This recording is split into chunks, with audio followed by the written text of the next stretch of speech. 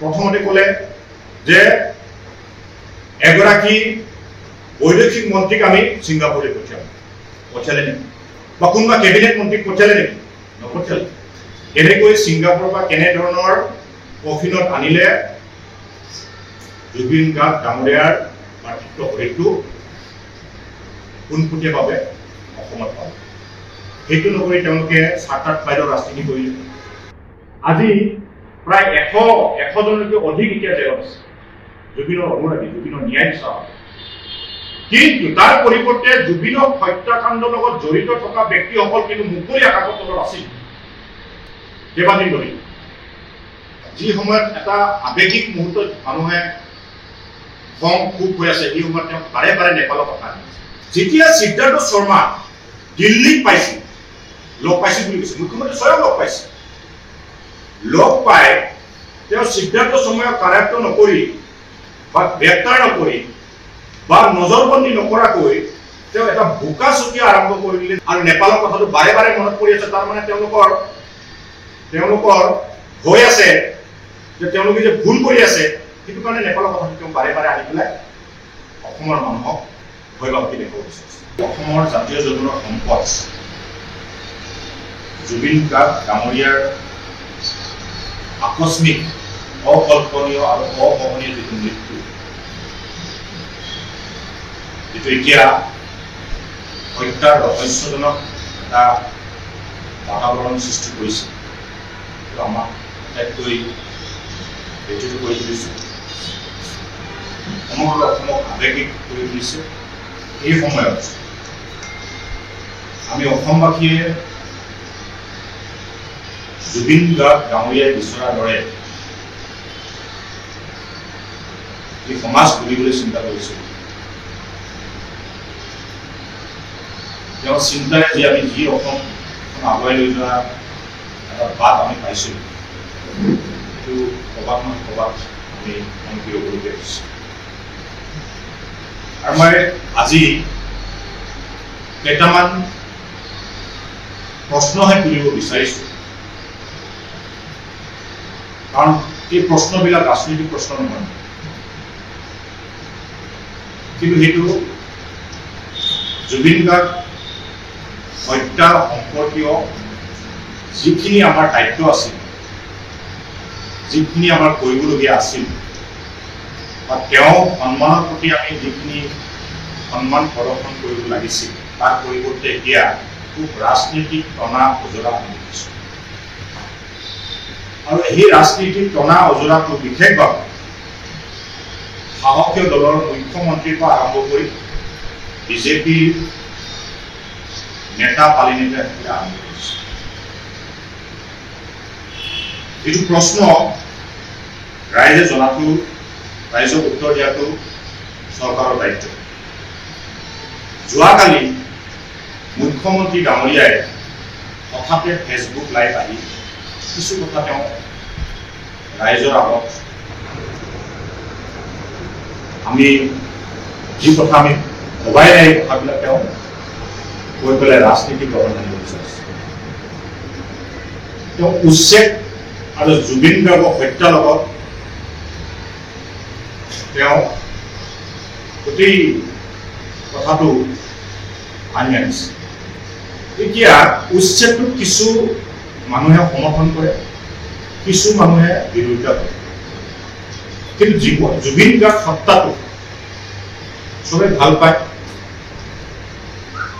চবে মৰম কৰে আৰু জুবিন গাৰ্গ হত্যাৰ সকলোৱে ন্যায় বিচাৰিছে সেই ন্যায় বিচৰা সময়ত তেওঁ উচ্ছেদটোক টানি আনি ৰাজনীতি আৰম্ভ কৰিছে কিন্তু আটাইতকৈ ঘৃণনীয় আটাইতকৈ নিকৃষ্ট এই কথাটো আমি ক'ব বিচাৰোঁ আৰু সেইটোৱে নহয় 19 তাৰিখে জুবিন গাৰ্গৰ মৃত্যুৰ দিনাখনৰ পৰা তেওঁলোকে ৰাজ ধৰ্ম পালন নকৰাকৈ কিছু কাম কাজ কৰিবলৈ চেষ্টা কৰিছে কি কাম কৰিবলৈ বিচাৰিছে খুব অত্যুৎসাহী হৈ খুব প্ৰএক্টিভ দেখুৱাই জুবিন গাৰ্গ মৃত্যুটোক তেওঁলোকে এটা আবেগিক এই মুহূৰ্তত তেওঁলোকে খুব জনমত সমৰ্থন আদায় কৰিবলৈ কাৰণে চেষ্টা কৰা দেখা গৈছে। সেইকাৰণে ক'বলগীয়া হৈছে যে চৰকাৰক যোনে নাথাকক, জুবিন গাৰ্গ অসমৰ সম্পদ আছিল, জুবিন গাৰ্গ অসমৰ জাতীয় স্বাভিমান আছিল, জাতীয় আবেগ আছিল। এইগৰাকী মহান শিল্পীগৰাকী, যাক আমি অৱতাৰী পুৰুষ বুলি ক'ব পাৰোঁ, সেইগৰাকী ব্যক্তিৰ মৃত্যুত চৰকাৰে ৰাজধৰ্ম পালন নকৰাকৈ কিছু কাম কৰিবলৈ চেষ্টা কৰিছে। প্ৰথম কথাটো হ'ল, মৃত্যু হোৱাৰ লগে লগে অসম চৰকাৰে কেবিনেট সভা এটা আয়োজন কৰিব লাগিছে, নকৰিব। সৰ্বদলীয় সভা এখন আয়োজন কৰিব লাগিছে, নকৰিব। কাৰণ জুবিন গাৰ্গ মৃত্যু হৈছে বা হত্যা হৈছে, এই সম্পৰ্কত তাৎক্ষণিকভাৱে চৰকাৰে এটা কেবিনেট আয়োজন কৰিব নকৰিব। সৰ্বদলীয় সভা এখন আয়োজন কৰিবলৈ নকৰিব। নকৰাকৈ খুব অত্যুৎসাহ হৈ তেওঁলোকে জুবিন গাৰ্গক আদৰ কৰাৰ নামত বাবা ল'বলৈ কাৰণে চেষ্টা কৰে। তেনেকে কৰিলে প্ৰথমতে ক'লে যে এগৰাকী বৈদেশিক মন্ত্ৰীক আমি ছিংগাপুৰলৈ পঠিয়ালে নেকি, বা কোনোবা কেবিনেট মন্ত্ৰীক পঠিয়ালে নেকি? নপঠিয়ালে। আৰু তাৰ পাছত যেতিয়া পাৰ্থিৱ শৰীৰক, জুবিন গাৰ্গ ডাঙৰীয়াৰ পাৰ্থিৱ শৰীৰক যেতিয়া আনিবলৈ কাৰণে যি ব্যৱস্থা ল'ব লাগিছে, এটা এয়াৰ এম্বুলেন্স তেওঁলোকে যোগাৰ কৰিব নোৱাৰিলে, এটা তেওঁলোকে চাৰ্টাৰ্ড ফ্লাইট এৰেঞ্জ কৰিব নোৱাৰিলে, আৰু যি কফিনত আনিছে এই কফিনটোৰ বিষয়ে তেওঁলোকে পুংখানুপুংখভাৱে তেওঁলোকে জ্ঞান দিব লাগিছে। কেনেকৈ ছিংগাপুৰ বা কেনেধৰণৰ কফিনত আনিলে জুবিন গাৰ্গ ডাঙৰীয়াৰ পাৰ্থিৱ শৰীৰটো পোনপটীয়াভাৱে অসমত পাব। সেইটো নকৰি তেওঁলোকে চাৰ্টাৰ্ড ফ্লাইটৰ ৰাজনীতি কৰিলে, তেওঁলোকে এয়াৰ এম্বুলেন্সৰ কথা ক'লে, তাৰপিছত কেবিনেট মন্ত্ৰীটো নপঠিয়ালে, বৈদেশিক মন্ত্ৰী এগৰাকীক পঠিয়াম বুলি নপঠিয়ালে। অহাৰ পাছত তেওঁলোকে শ্ৰদ্ধাঞ্জলি অনুষ্ঠান, এই শ্ৰদ্ধাঞ্জলি কিমান ব্যাপক খেলি মেলিৰ মাজত পাইছে আপুনি দেখিছে। সেই সময়ত সকলোৱে ব্যাকুল হৈ আছিল আৱেগিকভাৱে, চবে জুবিন গাৰ্গক এবাৰ চুই চাবলৈ কাৰণে, এবাৰ শেষ বিদায় দিবৰ কাৰণে, অন্তৰেৰে শ্ৰদ্ধাঞ্জলি দিবলৈ কাৰণে সকলো ৰাইজ অসমৰ বিভিন্ন প্ৰান্তৰ পৰা, বিভিন্ন উত্তৰ পূৰ্বাঞ্চলৰ বিভিন্ন প্ৰান্তৰ পৰা সমাগম কৰিছে। এই সমাগম ক'ত হ'ব লাগে, কেনেকৈ হ'ব লাগে, কোনো ধৰণৰ তেওঁলোকৰ কোনো ধৰণৰ ব্যৱস্থাই নাছিল। আৰু য'ত শ্ৰদ্ধাঞ্জলি পাতিব লাগে, আমিতো ভাবিছিলো সৰু সজাই ষ্টেডিয়ামৰ ভিতৰত হ'ব, কিন্তু সৰু সজাই ষ্টেডিয়ামত নহয়, তাৰ পৰিৱৰ্তে ক'ত তেওঁলোকে শ্ৰদ্ধাঞ্জলি অনুষ্ঠান পাতিলে আপুনি এটা পাৰ্কিঙৰ ঠাইত তেওঁলোকে পাতিছিল।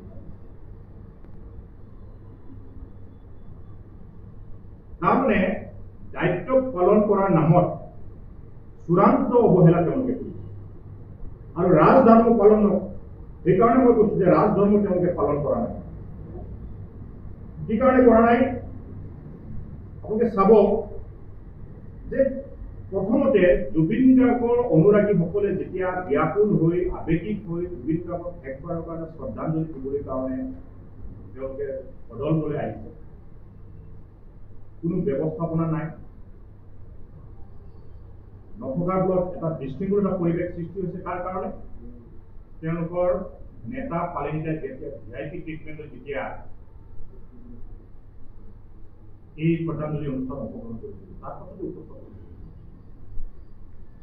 এইবিলাক কথা আমি ক'ব লাগিব, এইবিলাক প্ৰশ্ন আমি তুলিব লাগিব। এতিয়া সেই সময়তে জুবিনৰ সমান্তৰালভাৱে জুবিন গাৰ্গক যেতিয়া ন্যায় বিচাৰি ৰাজপথত ওলাইছে, শান্তিপূৰ্ণভাৱে ওলাইছে, তেওঁলোকে ৰাজনৈতিক দৃষ্টিভংগীৰে তেওঁলোকে চাইছে। চোৱাৰ কাৰণে কোন জুবিনৰ অনুৰাগীয়ে কি দল কৰে এইবিলাক বাদ বিচাৰ কৰি পেলাই তেওঁলোকে কাৰায়ত্ব কৰা হৈছে। তেওঁলোকক কি গোচৰ জাপি দি জেললৈ তেওঁলোকে পঠিয়াইছে আপোনালোকে দেখিছে। আজি প্ৰায় 100জনতকৈ অধিক এতিয়া জেলত আছে জুবিনৰ অনুৰাগী, জুবিনৰ ন্যায় বিচাৰ। কিন্তু তাৰ পৰিৱৰ্তে জুবিনক হত্যাকাণ্ডৰ লগত জড়িত থকা ব্যক্তিসকল কিন্তু মুকলি আকাশৰ তলত আছিল কেইবাদিন ধৰি। কোনো মোবাইল ট্ৰেছ কৰা নাই, কোনো তেওঁলোকক কৰায়ত্ব কৰিবৰ কাৰণে কোনো ব্যৱস্থা কৰা নাই। তেওঁলোকে সময়সীমা দিছে যাতে আইনৰ সুৰুঙাত তেওঁলোকে বাচি যাব পাৰে, তাৰ কাৰণে এটা সুযোগ সুবিধা হয়। যিবিলাক তথ্য পাতি আছে তেওঁ লুকাবলৈ কাৰণে তেওঁলোকে সুযোগ দিয়ে। আৰু মুখ্যমন্ত্ৰীগৰাকীয়ে সেই সময়ত, যি সময়ত এটা আৱেগিক মুহূৰ্তত মানুহে খং খুব হৈ আছে, সেই সময়ত তেওঁ বাৰে বাৰে নেপালৰ কথা আনিছে, নেপালৰ ঘটনাক তেওঁ টানি আনিছে। সেইটো এটা ৰাজনীতি। আমি অসমক কোনো নেপালৰ দৰে ঘটনা হোৱা আমি কেতিয়াও নিবিচাৰো, কেতিয়াও কাম্য নহয়, কেতিয়াও আমি হ'ব নিদিওঁ। কিন্তু তেওঁ নেপালৰ ঘটনাটোক আলম লৈ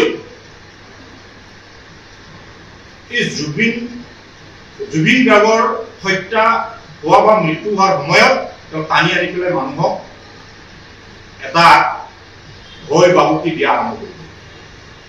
তাৰমানে সেইটো নেকি তেওঁ নেপালত যিবিলাক ৰাজশাসনত থকা ব্যক্তিয়ে অনিয়ম, দুৰ্নীতি, ভ্ৰষ্টাচাৰ, শোষণ, লুণ্ঠন কৰি আছে, এই কামটো তেওঁলোকে কৰিছে।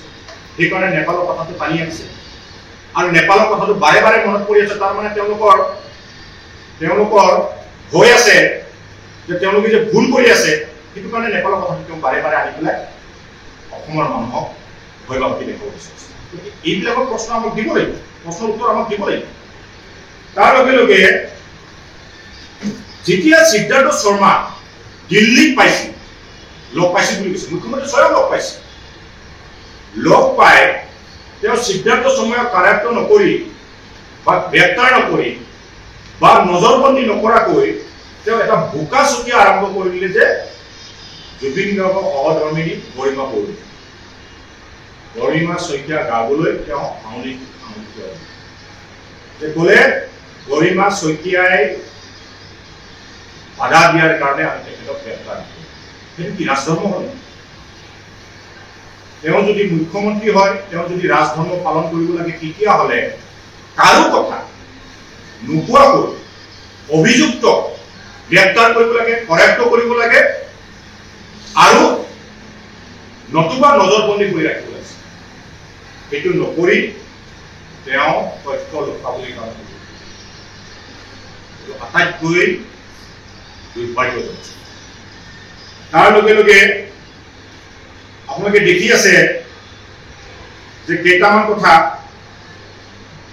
যে সিদ্ধাৰ্থ শৰ্মাক গৰিমা গাৰ্গ বৌৱে যে আহিব দিব লাগে বুলি কৈছে।